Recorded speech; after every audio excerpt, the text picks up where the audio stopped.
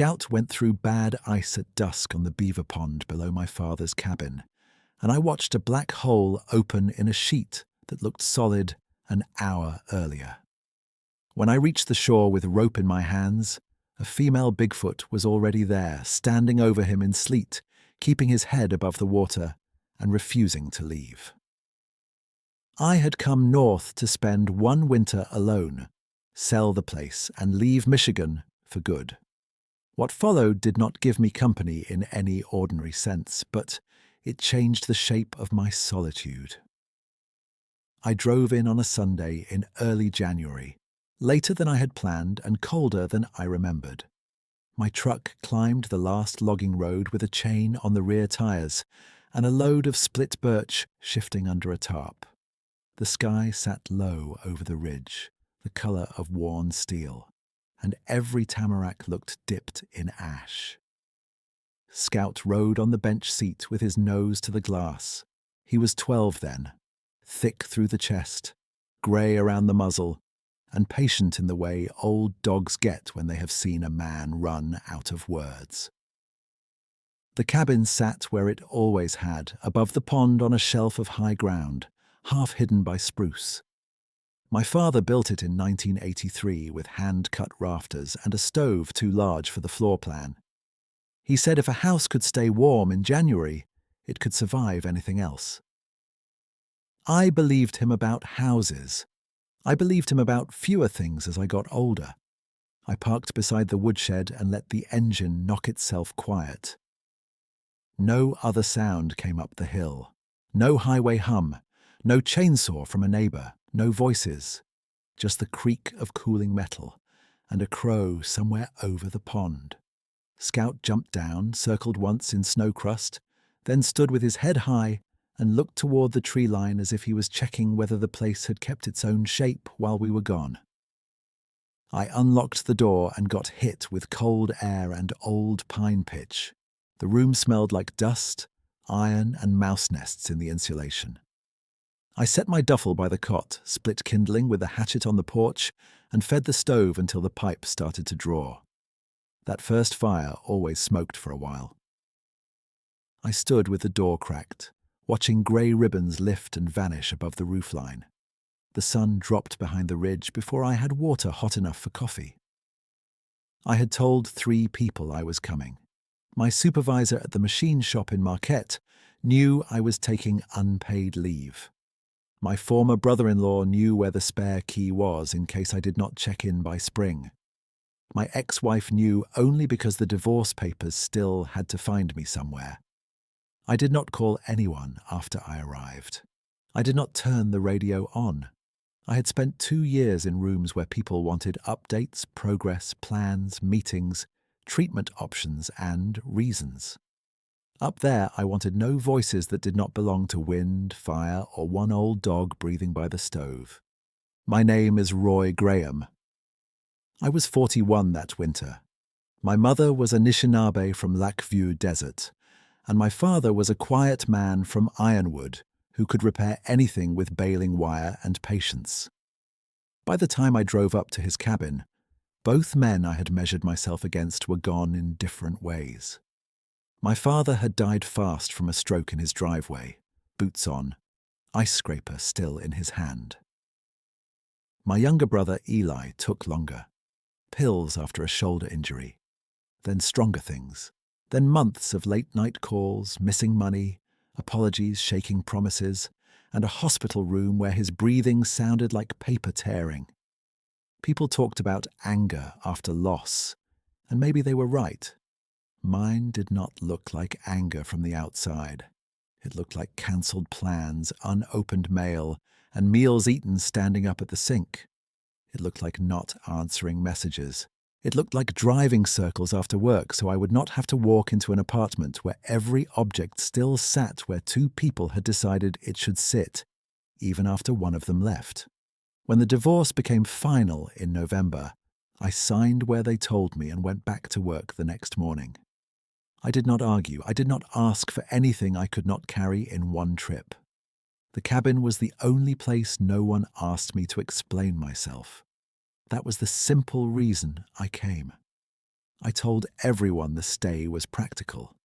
Cleaned the place, sought my father's tools, cut what deadfall I could, list the property by March before the spring mud made the road useless, pay off the last debts from Eli's treatment, and disappear for a while. I repeated that plan enough times it started to sound true. But when I stood at the sink that first night, watching frost bloom from the corners of the window, I knew the deeper thing. I had not come to prepare the land for sale. I had come because I did not know how to live in town without hearing the echo of who was missing. My days settled into a shape by the second morning. I woke before light because the stove burned down around 4, and the cold found every seam in the walls. I fed Scout first 2 scoops and warm water so he would eat slow, then fried potatoes or oats for myself, depending on what had thawed near the fire. After that, I carried ash to the pit, hauled in wood, and checked the hand pump line to keep it from freezing solid. If the line locked up, I had to thaw it with a heat gun and swearing, and I tried to save both for emergencies. After breakfast, I took the snare basket and walked the rabbit line through cedar and young aspen below the ridge. My father had taught me those loops when I was 10. That winter, they mostly came up empty, a clean circle in snow and nothing else. I reset each one anyway. Habit can keep a man upright when purpose feels thin. On the way back, I checked the fence that ran toward the pond, mostly to keep deer off the garden patch in summer. Half the posts leaned now. Frost heave had pushed 2 rails loose. I mended one section a day with old nails straightened on a stump. In the afternoons, I split birch rounds and stacked them under tin. I wrote weather in a pocket notebook I kept in my coat. Temperature at dawn. Wind direction. New snow by inches against the porch post. I wrote small things too, like pump froze at noon or fox tracks by shed. My father did that. So did my grandfather on my mother's side. They said writing the land down made you pay attention to it, and attention was a form of respect. I spoke aloud only when counting. Nails in a pouch, steps from shed to porch in deep snow. Days since I had heard another human voice. At first, I caught myself looking for my phone in the evening. Then I started leaving it in the truck. The battery died the second week, and I never bothered charging it. There was an old battery radio on the shelf above the table. I changed the batteries once, turned the dial, heard static and a weather report from Houghton, then switched it off before the forecast ended. I wanted to know wind and temperature. I did not want to know anything else. Scout watched me through all of it with the patience of a hired hand who knows the boss is slower than usual. He stayed close in daylight and closer after dark.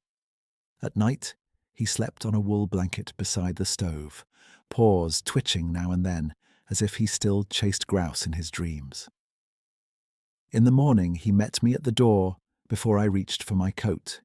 His left ear had a split from a porcupine incident years earlier. His right hip stiffened when the temperature dropped below 10. He did not range far anymore. He had no interest in proving anything.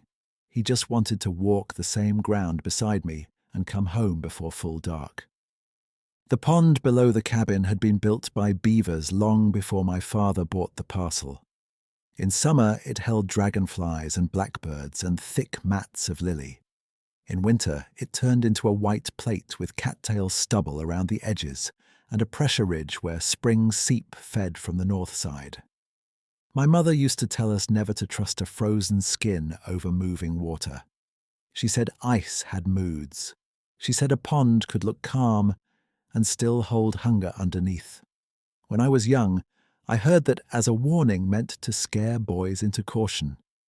At 41, I heard it as plain instruction. By the third week, I knew the sound each tree made in wind. I knew where snow drifted knee-deep and where ground stayed hard. I knew which cabinet hinge would squeak unless I lifted the door first, and which floorboard would crack near the table at dawn when the stove was hottest. I knew how long it took coffee to boil at that elevation, and how much birch I burned in a day when the high stayed under 20. I believed I understood the place again. That belief held right up to the evening the pond opened. It did not happen all at once. The pond stayed white and quiet for days after that thought crossed my mind, and my life kept its narrow shape.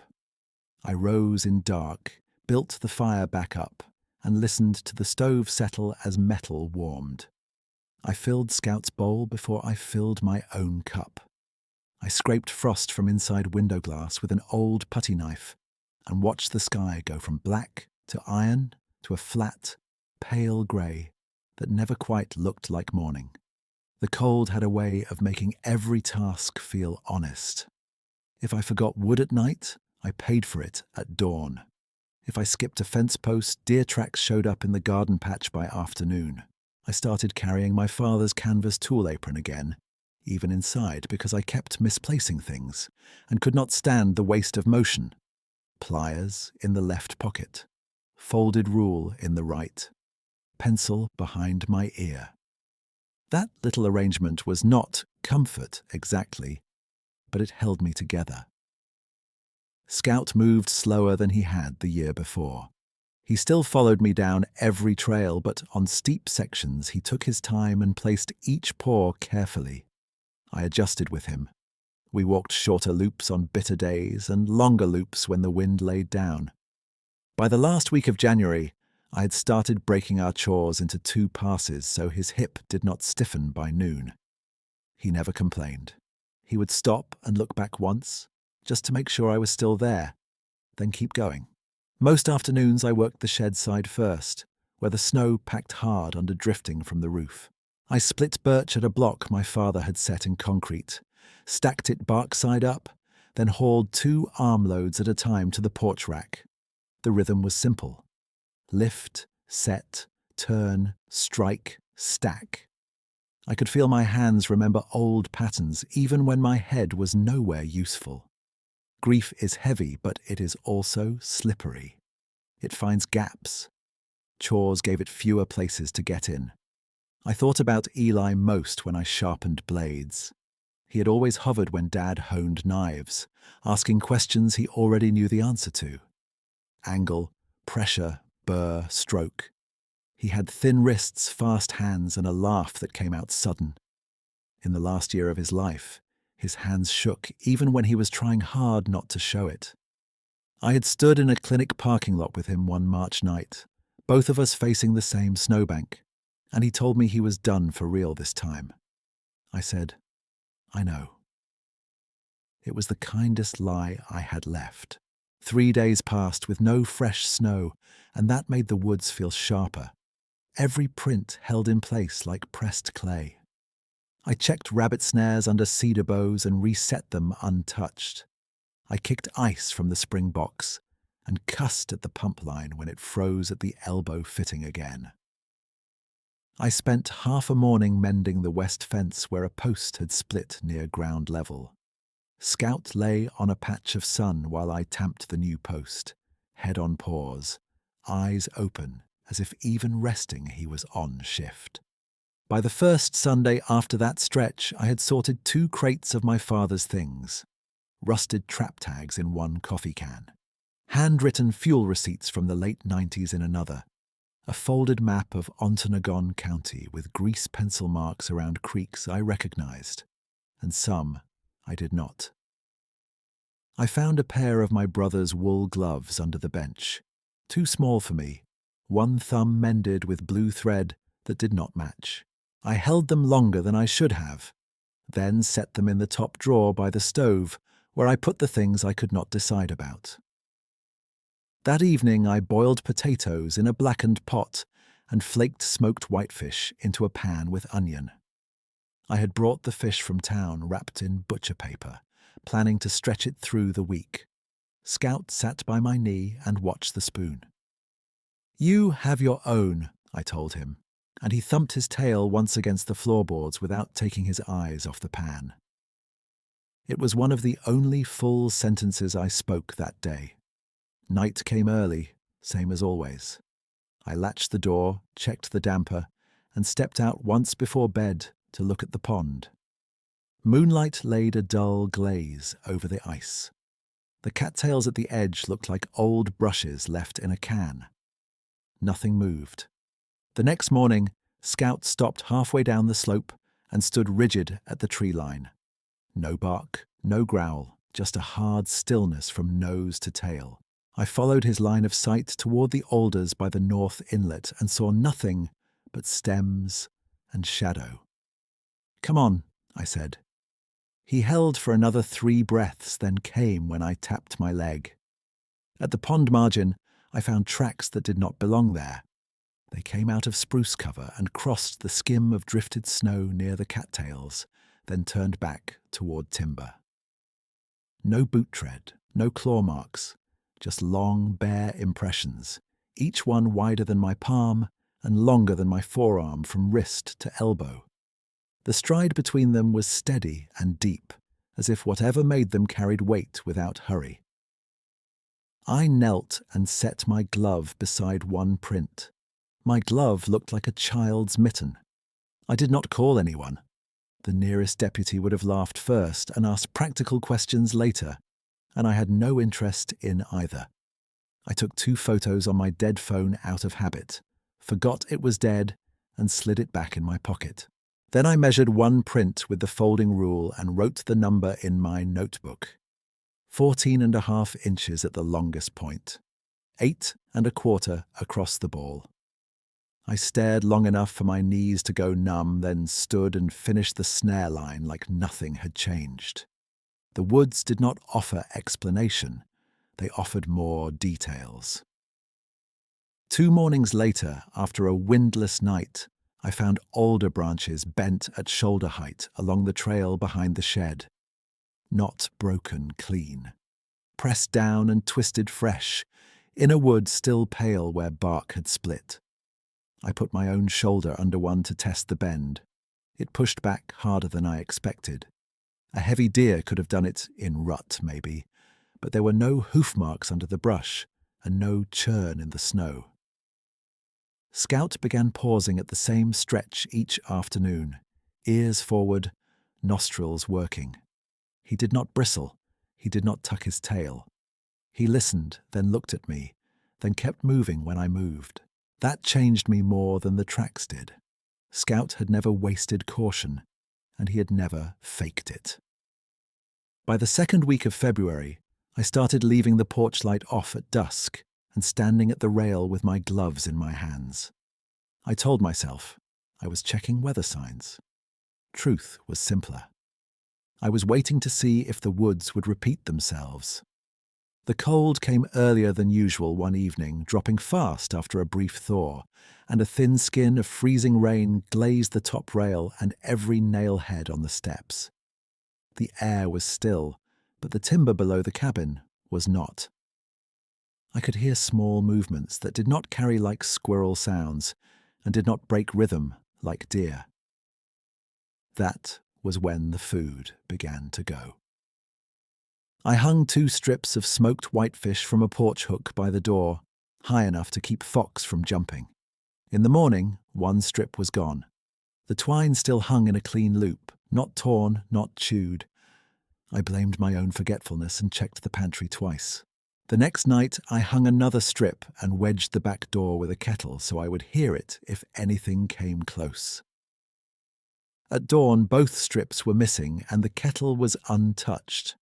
I stepped outside with Scout at my heel and found a small cross made from 2 cattail stalks laid neatly on the chopping block. Not tossed, placed. The stalks were trimmed to near equal length, set one over the other at center, and weighted with a pebble so they would not shift in wind. I stood there long enough for my breath to frost my collar. My mother had used cattails for mats and braidwork when we visited her aunt near the reservation. She taught me that crossing materials could mark respect or direction or a boundary depending on where and how it was done. This cross was not a trapper sign I knew. It was not random either. It had intention in it. I carried the stalks inside and set them on the table by the lamp. Scout sniffed them once and lay down without fuss. I looked at the door, then at the table, then back at the door.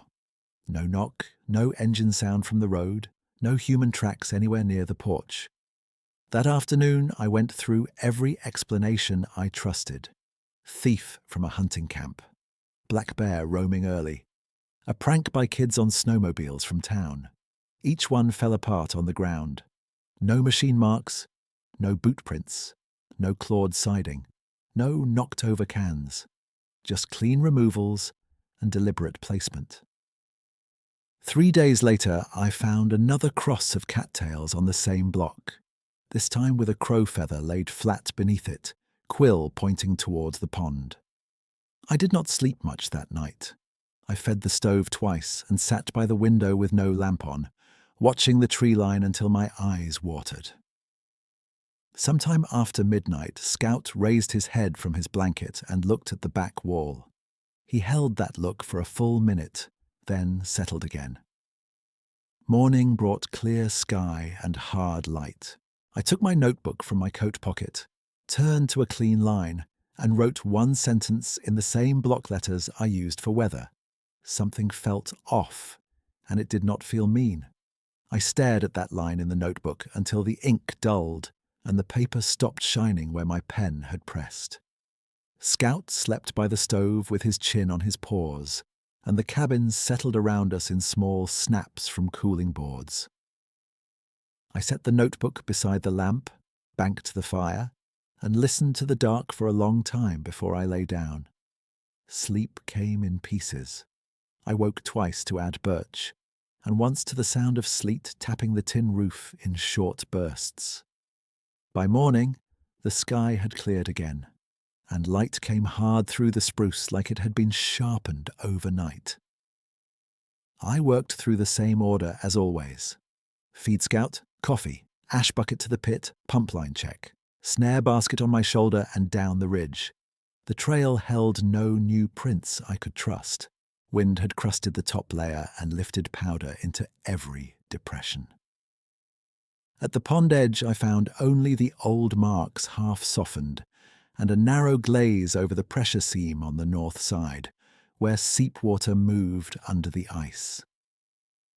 I stood there a while with the basket hanging from one hand. Scout watched the tree line, then leaned his shoulder against my leg for 1 second before stepping ahead. We finished the snare loop in silence. By noon, I had mended one fence brace and split enough wood for 2 days. My hands ached in a good way. Work can quiet a mind if it asks enough of your body. That afternoon, I sorted nails by size at the table, counted them into coffee cans, and marked the lids with a carpenter pencil. I made venison stew from a frozen pack I had brought up in January and left the pot to thicken by the stove. Outside, the sky sank toward blue hour, that narrow light between day and dark when edges blur and distances lie. I carried the ash pan out just before supper. The air had that clean bite it gets after sleet, sharp enough to sting the inside of your nose. The pond below the cabin looked flat and pale, holding the last colour in the sky like old glass. I stepped down to the pit, dumped ash, and turned back toward the porch. That was when I saw movement at the far margin where spruce shadow met pond glare. It was not a deer step, not the low, rolling shift of a bear. A broad shape stood partly behind 2 tamaracks near the old beaver cut, high at the shoulder and still from top to heel. I could make out dark hair against snow-bright ice and the line of an arm hanging longer than a man's. The shape did not sway. It did not flinch. It watched. I froze where I stood with the empty ashpan in both hands. Fear hit first in my chest, hard and plain. Wonder came right behind it, just as strong, and held me in place. My breath looked loud in the air. I did not raise a hand. I did not call to Scout. I just looked.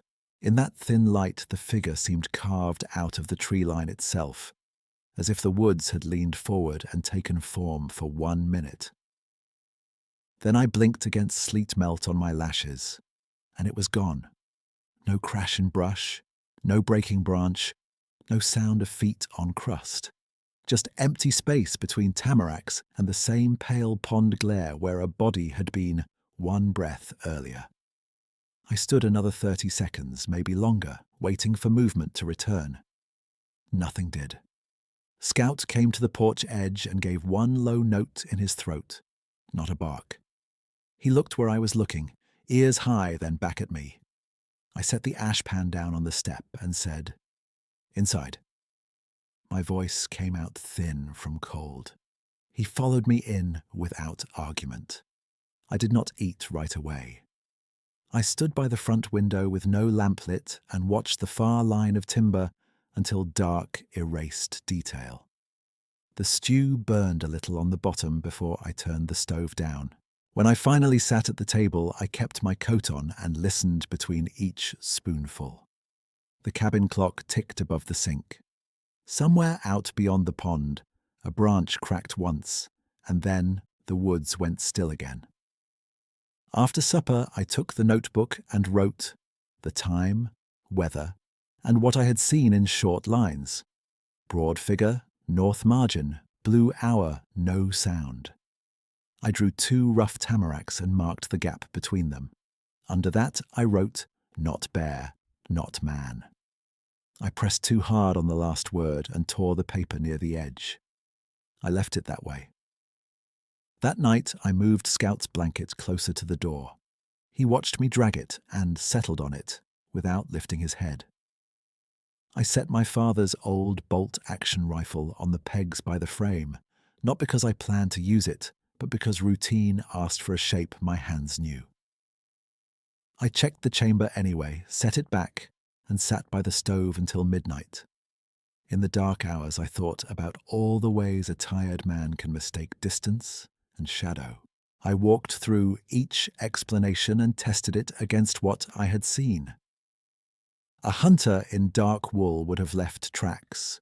A black bear upright would shift its weight and show a shorter arm. A stump does not disappear between blinks. By dawn, I had not proved anything, but I had not talked myself out of it either. The next day passed under low cloud and fine snow that barely showed as it fell. Scout kept close, brushing my knee when we crossed open ground. Twice he stopped and listened toward the pond.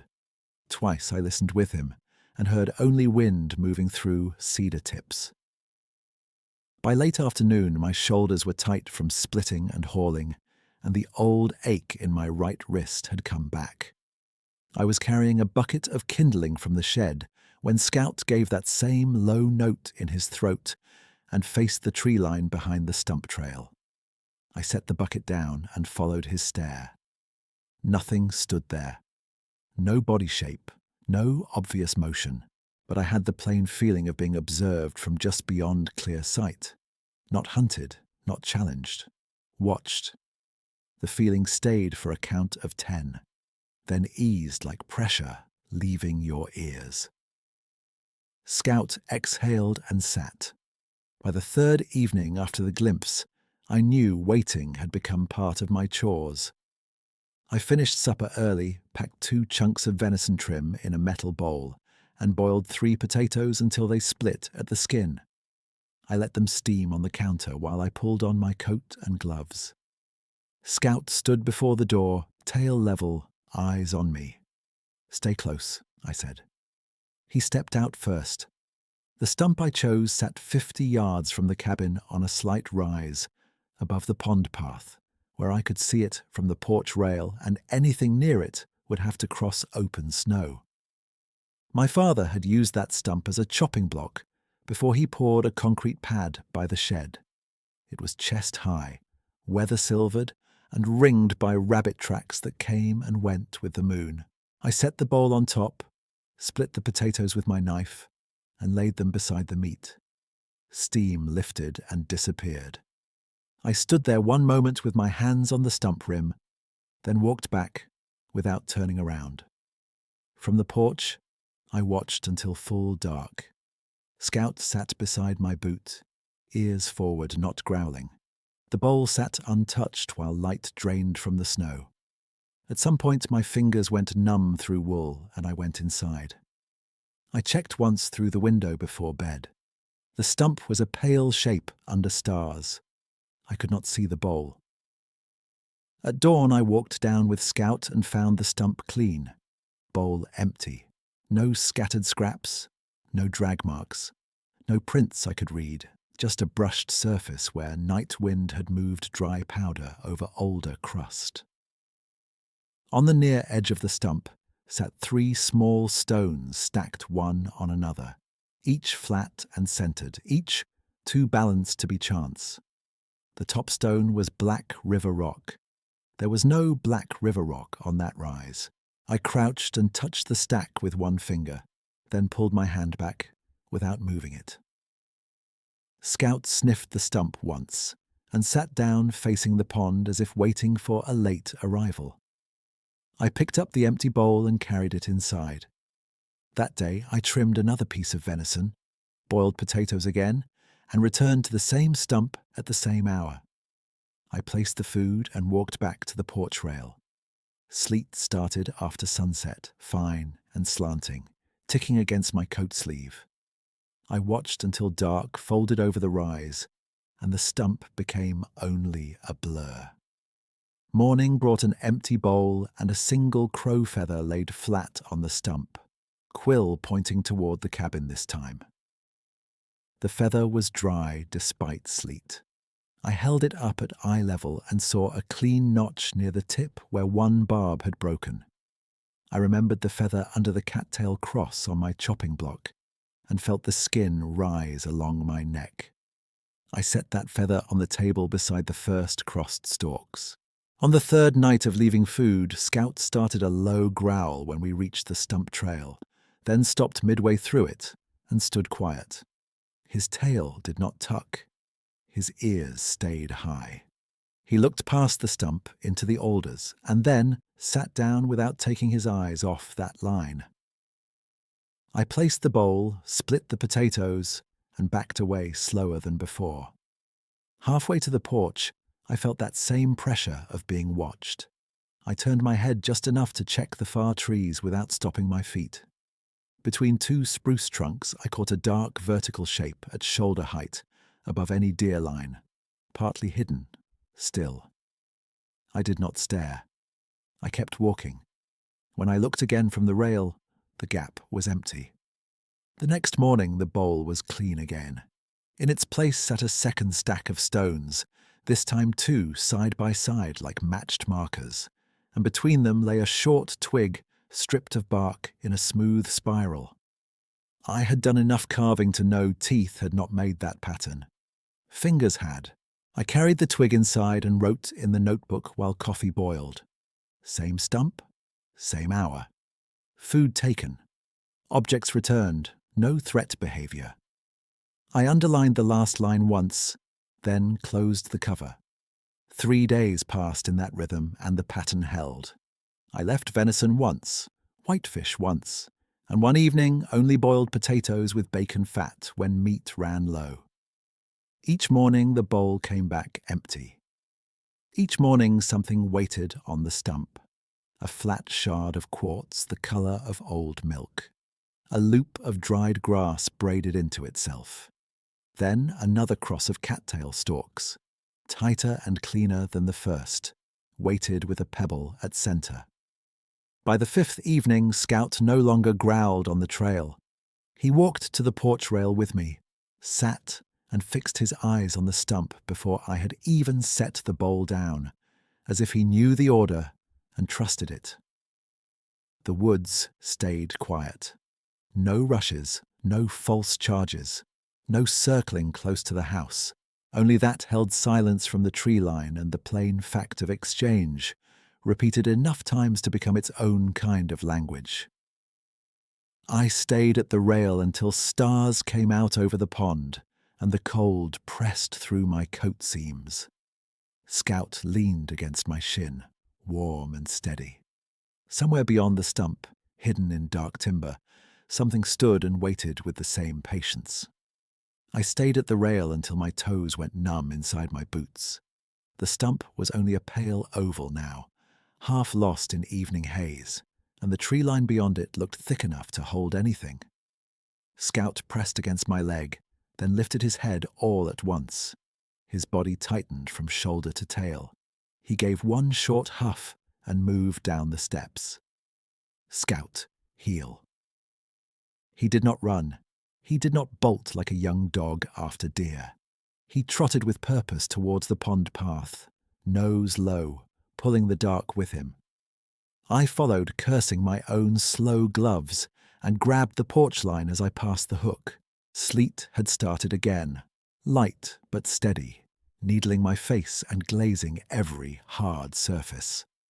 By the time I reached the rise above the cattails, he was 20 yards ahead. The pond looked solid from shore.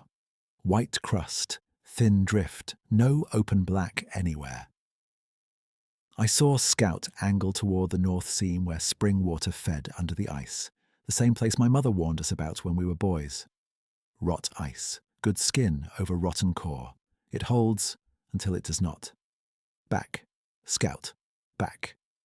He turned his head at my voice.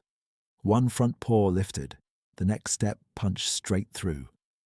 The sound came dull and wrong, a hollow crack, followed by a heavy splash, muffled under crust.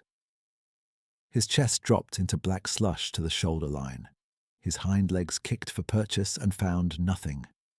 Ice sheared in narrow plates around him as he tried to climb. He did not yelp. He grunted once, hard, and kept his muzzle up. I hit my knees at the margin and threw the rope coil out of habit more than thought. It slid 6 feet over glazed surface and stopped short. Too far. The seam had widened under his weight, a narrow pressure crack opening where white had looked clean 2 breaths earlier. Water moved under him, dark and slow, tugging at his body. Then I saw her. She came out of the sleet from the alder side, not running, not crashing brush, just arriving in 3 long steps that covered ground like she had measured it already. She was larger than any shape I had caught in Blue Hour. Broad through shoulders, heavy through hips, hair dark and wet along the arms. She stepped onto the ice edge near Scout and planted her feet wide. The sheet groaned beneath her weight and held. She lowered one arm toward him, palm under his jawline, not grabbing, just bracing. Scout's muzzle settled against her forearm as he fought to keep his head clear. She leaned her body to windward, blocking sleet from his face. Her other hand spread over the crust beside the opening as if she could feel where it might fail next. I froze with rope in my hand, and my father's old warnings colliding with my mother's old ones. Predator.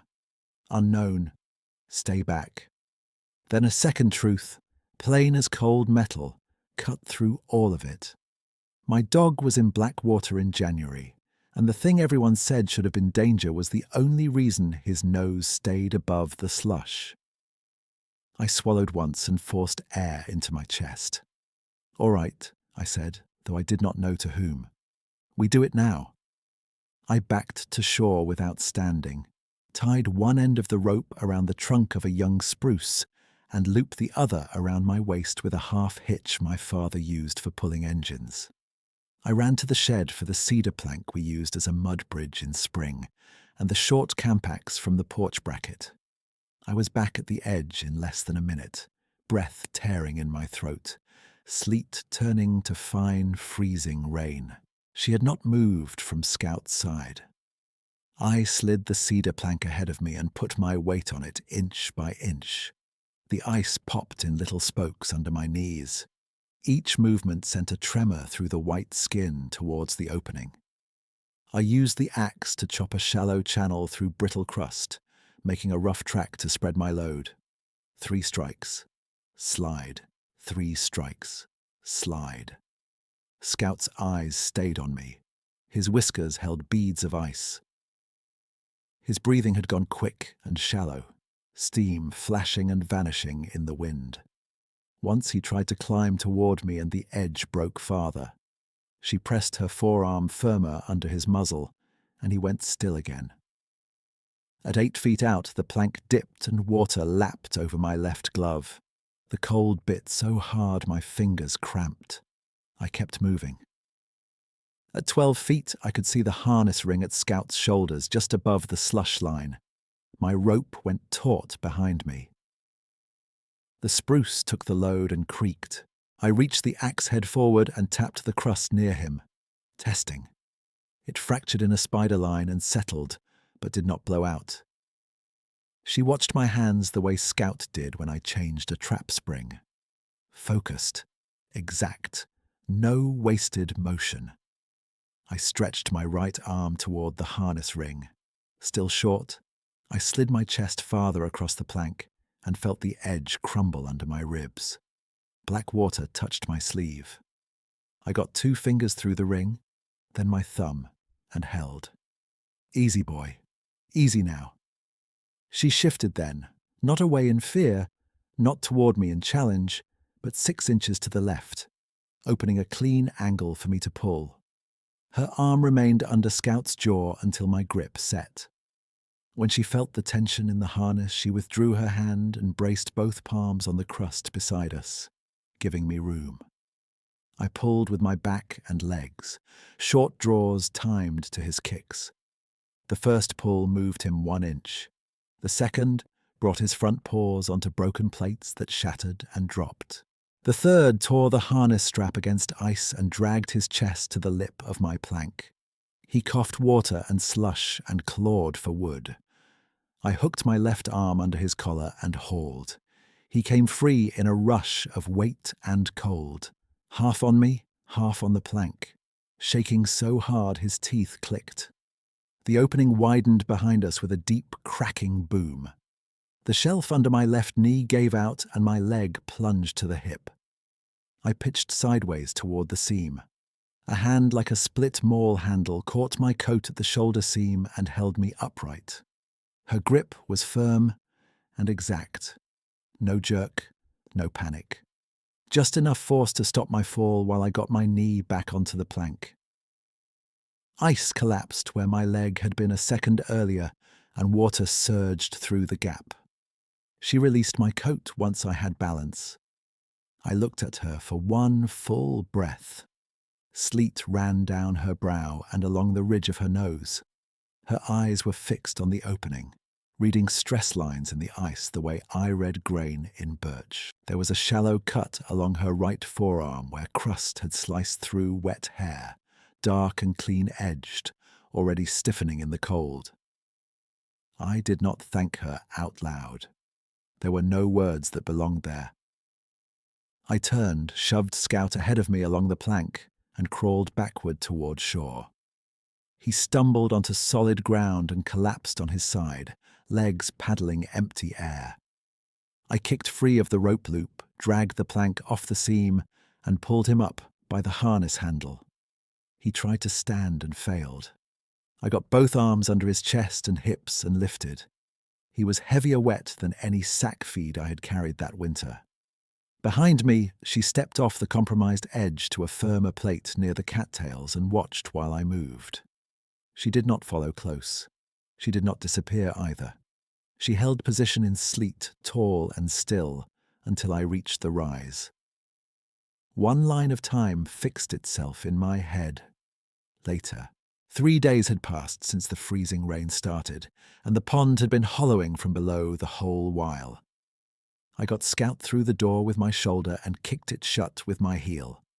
Heat from the stove met us and did almost nothing at first. Cold had gone too deep. I laid him on old towels by the cast iron, stripped harness and collar, and rubbed him down with both hands until my wrists burned. His coat was thick, but water had reached skin. I worked from neck to tail, then chest and legs, squeezing water out, switching to dry wool, then more dry wool. "Stay with me," I said. "Stay up." He blinked slow and tried to lick my wrist. Good sign. I wrapped him in 2 blankets and slid a third under him to block floor cold. I checked his gums, pale but not grey. I ran my fingers along each leg for break or bad swelling. Nothing obvious beyond strain. His breathing steadied in small jumps as heat built around him. When I looked up, she was at the door. She stood just outside the threshold with snow melting off her shoulders in dark lines. She did not crowd the opening. She did not step in. Her right forearm hung slightly away from her side where the cut sat open under matted hair. Blood was there, but not pumping. Mostly slow seep mixed with sleet water. I put another split in the stove, set my biggest pot on top, and filled it from the kettle and pump jug. While it heated, I tore a clean cotton sheet into strips with my knife and laid them on the table beside a tin of pine resin salve my father used on cracked hands and small cuts. I added a bottle of iodine, then set it aside. Too harsh. Boiled water would do. I opened the door a little wider and stepped back. She did not move for several seconds. Then she lowered herself to a crouch at the sill, one knee in snow, one foot planted, and extended her injured arm across the threshold without entering. The gesture was plain. Help here, no farther. I knelt opposite her and worked in silence. Steam rose from the pot by the time I carried a basin to the door. I tested the water on my wrist, cooled it with a dipper of cold, and began to rinse the cut. Ice crystals and grit washed away first. The slice ran along the outer forearm, long but not deep enough to expose tendon. Clean edge from sharp crust. Painful, not crippling. She did not pull back when I touched near it. Her breathing changed once, quick through the nose, then settled. I dried the skin with folded cloth, packed pine resin over the open line, and pressed a clean strip down the length. Another strip around that. Then a tighter wrap with a broad band torn from the wool blanket edge, tied off above the wrist and below the elbow so she could still flex. When I finished, I tapped the wrap once and nodded.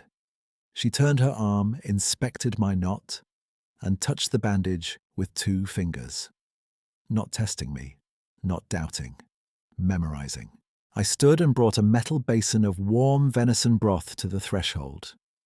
I set it on the boards just inside the door, then slid it toward her and stepped back again. She reached in with her left hand, drew the basin out to the snow line, and drank in steady pulls, eyes never leaving Scout. Scout lifted his head from the blankets, saw her shape in the doorway, and did not growl. His ears tipped forward once, then he set his head back down and sighed into wool. That sound went through me harder than any shout could have. I fed the stove. I wrung out wet towels. I changed the blanket over Scout's shoulders when steam stopped rising from his coat. She stayed at the threshold through all of it, half in weather, half in stovelight, as if that strip of worn floorboard was the only place either world asked her to stand. When the broth was gone, she placed the empty basin back on the boards with care and rose to her full height. She looked from Scout to me, and then to the wrapped arm. I lowered my gaze a fraction, the way my uncles did when they meant respect and not surrender. She held still for one long breath, then turned and stepped into the sleet without sound. I stood in the doorway with one hand on the latch and watched her move down the path toward the pond. Sleet hissed through spruce needles and struck the porch boards in a fine, dry rattle. Her outline faded in the grey, then sharpened again when she crossed a strip of open snow. She did not look back at first. She walked with the same measured pace she had used on the ice, each step set down as if she tested the ground through her whole body. Scout shifted behind me and gave a weak whine. I closed the door most of the way to hold heat, then opened it again by instinct. I could not bring myself to shut it fully while she was still in sight. The stove popped behind me. Wet wool steamed by the hearth. My gloves, stiff with pond water, lay on the floor where I had dropped them. She reached the rise near the stump and stopped. For a long moment she stood with her back to me, snow gathering on her shoulders. Then she turned and faced the cabin. Distance blurred detail, but I could feel her gaze as plainly as cold on skin. No threat in it, no demand, just steady attention, the same kind Scout gave when he waited for me to finish a knot he already trusted. I stepped out onto the porch without my coat and felt the sleet soak through my shirt in seconds. I did not call to her. Words would have been the wrong tool. I set my right hand on the porch rail, palm down, the way I had done each evening when I waited by the stump. She lifted her wrapped arm and touched the bandage once with 2 fingers. That small movement struck me harder than seeing her on the ice. I nodded once. She lowered her arm. We held there, 50 yards apart, looking at each other through weather and failing light. Her eyes caught what little glow came from my doorway. Knowing, not wild, not angry.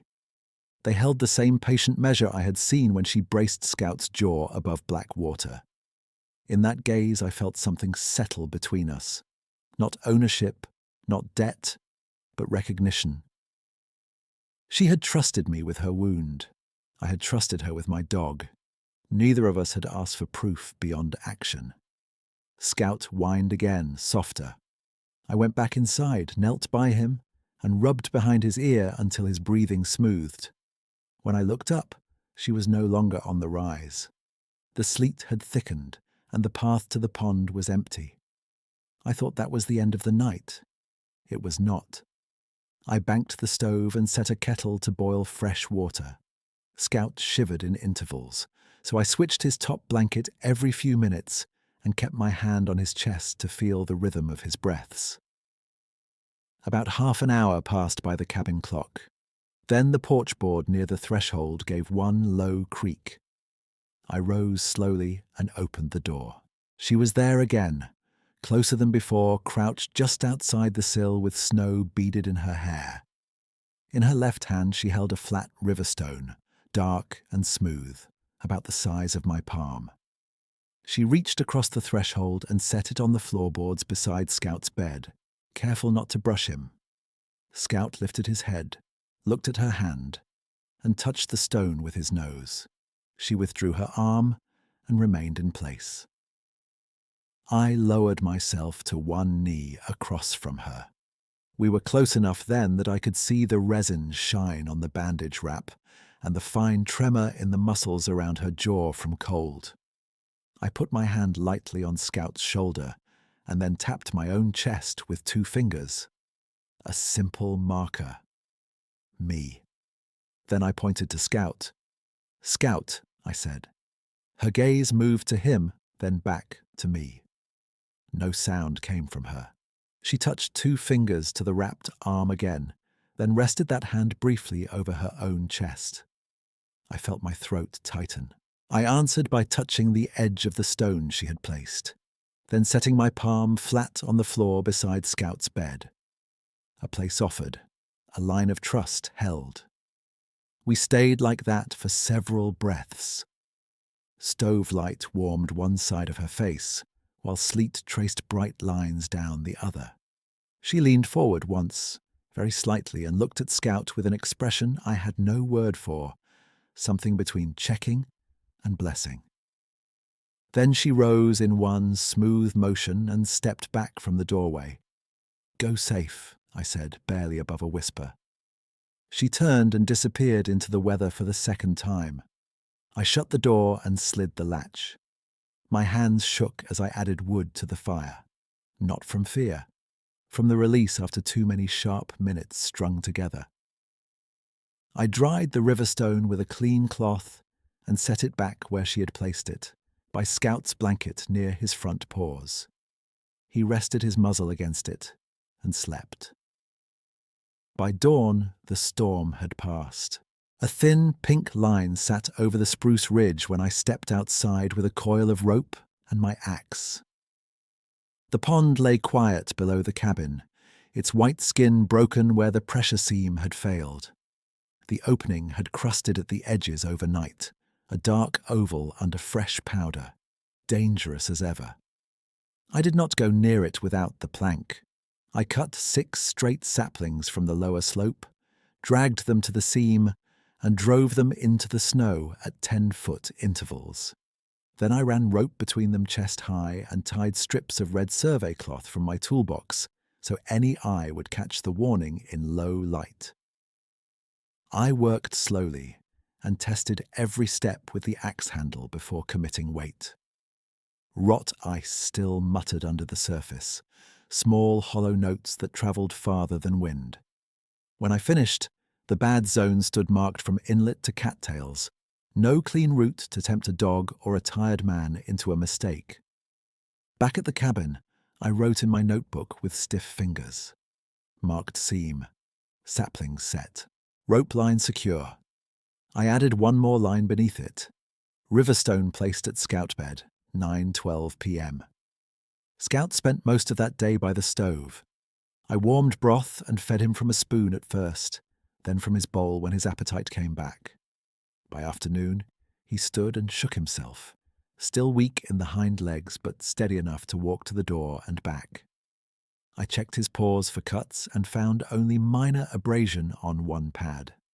No frostbite at ear tips, no crack in ribs. We had been closer to losing him than I wanted to measure. 3 days passed before he tried to pull me toward the porch steps on his own. Snow came and went in light bands. The temperature dropped hard at night and held near 10 by noon. I kept the stove fed and the rope markers bright, replacing 2 strips of cloth that wind tore loose. I left warm broth in a basin on the threshold at dusk the first evening, then boiled potatoes and venison trim on the second. Both were gone by morning. In return, I found a pair of crossed cattail stalks laid on the stump, cleaner than any before, weighted with that same black kind of river pebble. On the 4th evening after the pond break, Scout asked for a longer walk. He moved slowly, but with purpose, stopping once at the rise to look toward the north timber. His tail stayed level, his ears tipped forward. He did not growl. We stood there together while dusk thickened over the pond, and the first stars came through. That was when I saw them. 6 figures stood at the far timberline beyond the marked seam, spaced in a loose arc between 2 old tamaracks. Tall, dark, still.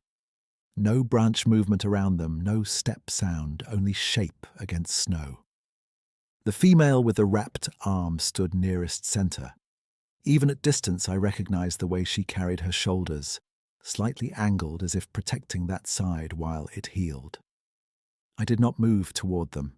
I rested one hand on Scout's back and stayed where I was, open in the clearing. Scout watched in silence, breathing a little fast from the walk. The figures held their ground for perhaps a minute, perhaps 2. Long enough for certainty. Long enough for me to feel the weight of being seen by more than one pair of eyes. Not as an intruder, not as prey, but as the man from the ice and the doorway. The female lifted her left hand once, palm angled down, then let it fall. One by one, they stepped back into the spruce shadows and were gone. No crashing retreat, no sign of haste.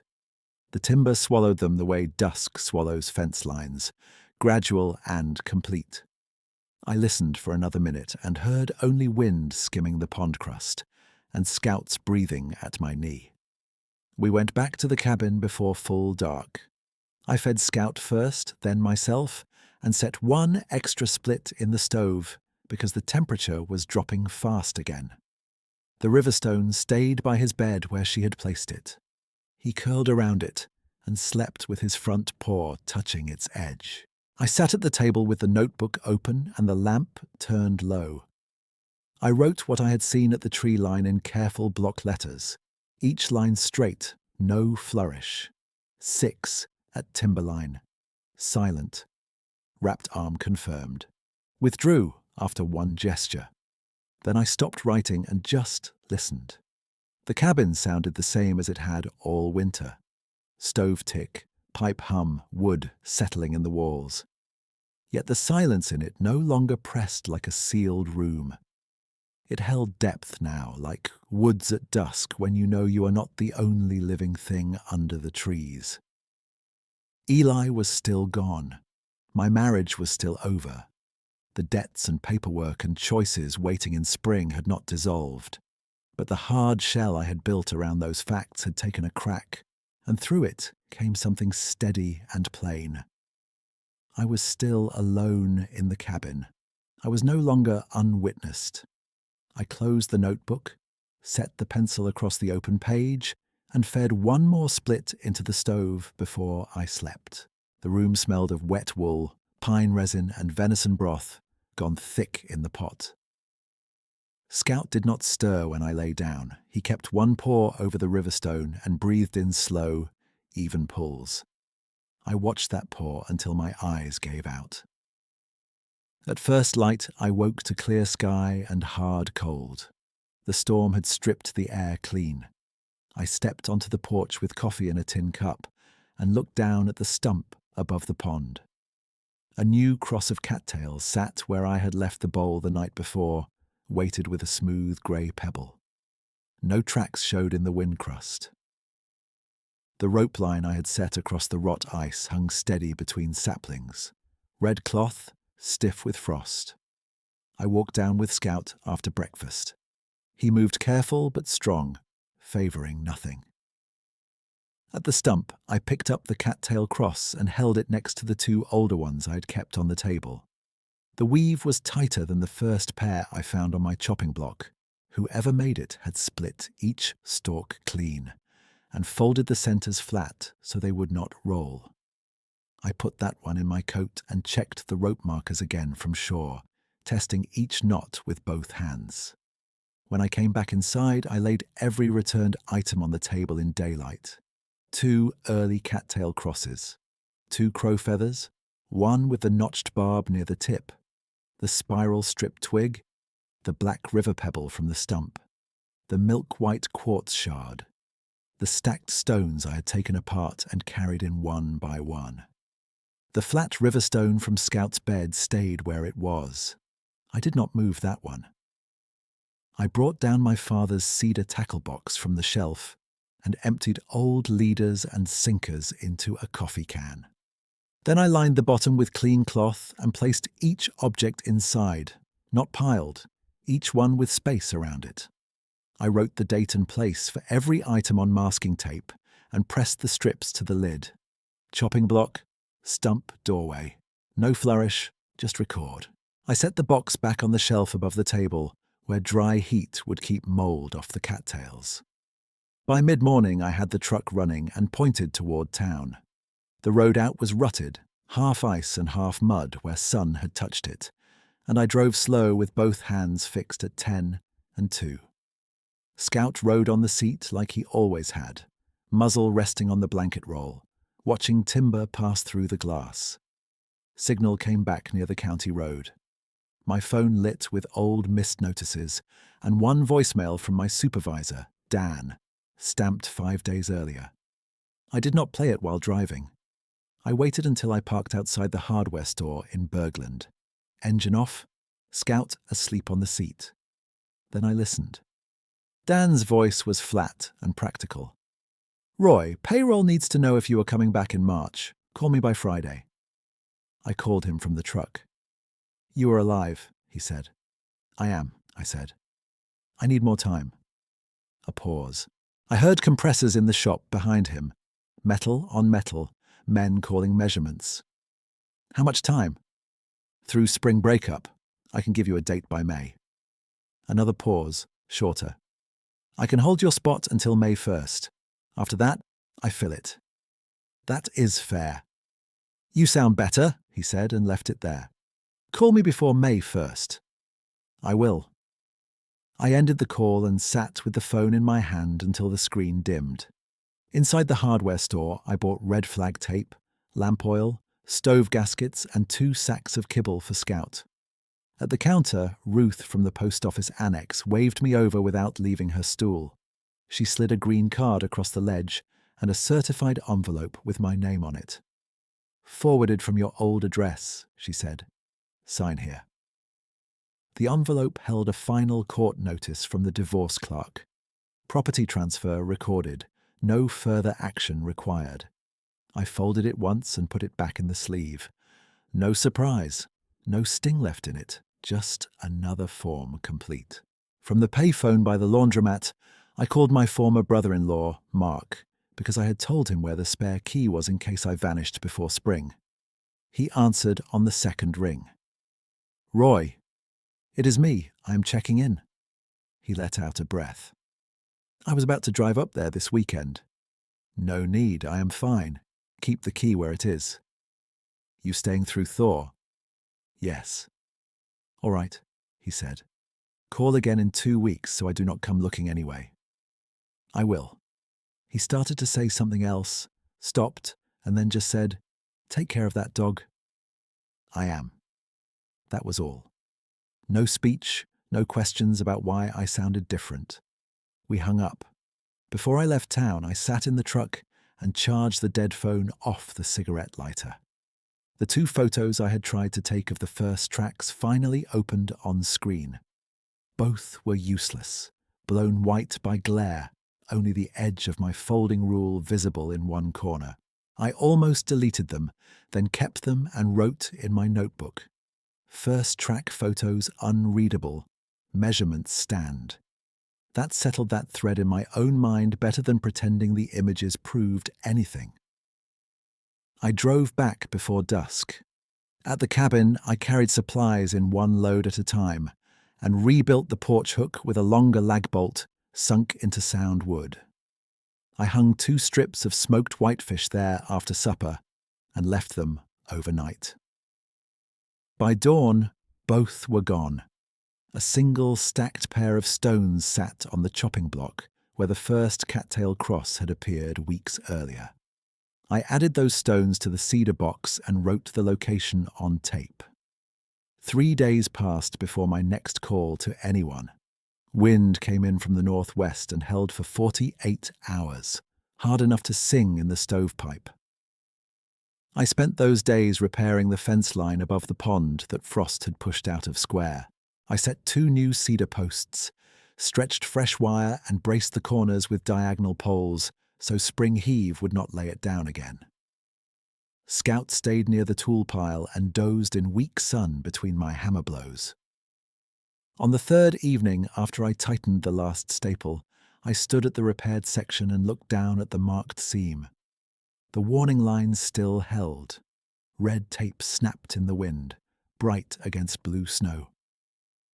At the far timberline, just left of the 2 tamaracks, a single tall figure stood for a short time in open shade. I could not see details at that distance, only the outline and the lifted shape of one arm. I touched the brim of my cap with 2 fingers. The figure lowered the arm and stepped back into trees.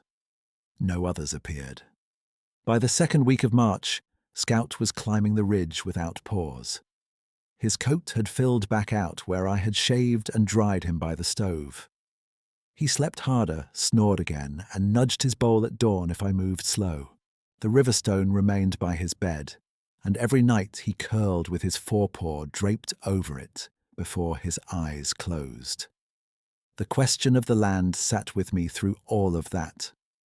Sell by spring had been the plan I repeated to everyone, including myself. One Saturday after lunch, I spread the county parcel map on the table beside my father's old receipts and my notebook. I looked at the lot lines, the pond, the road easement, the timber stand he had marked in grease pencil years ago. Then I dialed the realtor whose card had been tucked under the sugar tin since January. "This is Roy Graham," I said when she answered. "We spoke in December about listing in March." "I remember. Are you ready to set photos?" "No, I am not listing." A beat of silence. "Want to push to summer?" "No, I am keeping it." "All right," she said. "If you change your mind, call." I thanked her and ended the call. I took her card, folded it once, and put it in the stove. It curled black at the edges and vanished. Years have a way of stacking the same chores in different weather. I still fed Scout before I fed myself. I still checked pump lines, split birch, and wrote weather in block letters. I called Dan before May 1st and gave him my date. I returned to the shop after breakup and worked weekdays in town, then drove back to the cabin every Friday night, as long as roads allowed. Mark never had to use the spare key. No deputy ever came asking about prints. Nobody in town gave me a loaded look and asked what I had seen. If they wondered why I was no longer selling, they kept it to themselves. The cedar box stayed on the shelf, dry and closed, except on nights when I took an item out and set it in my palm to remember the order of things exactly as they happened. On hard winter evenings, when the light went blue over the beaver pond and wind moved through the spruce in low strokes, I walked with Scout to the repaired fence above the marked seam. He grew slower with age and leaned his shoulder against my leg when we stopped. We stood there until first dark, both of us facing the same rise and the same stump 50 yards from the cabin. Most nights there was only snow, rope line, and tree shadow. Some nights, without fail and without noise, a crossed pair of fresh cattails waited on the stump, centered and waited against the wind, and Scout would rest his muzzle on my boot while I looked at that small, deliberate sign and felt the cold air hold more life than emptiness.